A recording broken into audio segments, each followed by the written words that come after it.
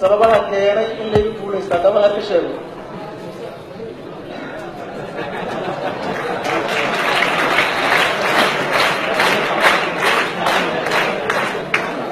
xildhibaanada baarlamaanka hirshabeelle waxaan geliyay tijaabadaasuna waxay ahaaday waxaan qaatay go-aan geesinimo leh. go-aankaas wuxuu ahay xildhibaan inaana wax lacaga siin.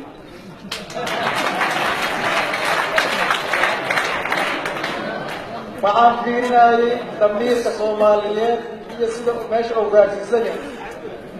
xildhibaanada waxaan ku yiri walaalayaal aniga wax lacaga oo dhisiinaya ma jiraan. waxaad igu dooranaysaa barnaamijkayga iyo kartidayda iyo dadnimadayda.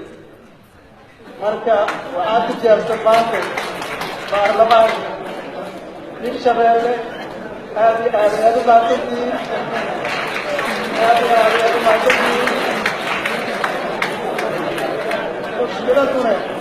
mushkiladuna ma ahayn lacag inaan haysan. lacag waa haystaa la taasaa.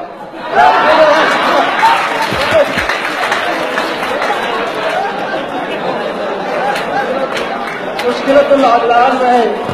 marka waxaan kuu sheegaa aad iyo aad u mahadsantihiin. aad iyo aad u mahadsantihiin. aad iyo aad u mahadsantihiin.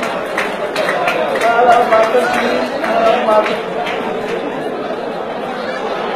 mar labaad iyo mar saddexaad iyo mar afaraad waa mahadsantihiin. guulaysta maamulka waa malayna aad iyo aad u mahadsantihiin. asalaamu calaykum waraxmatullahi.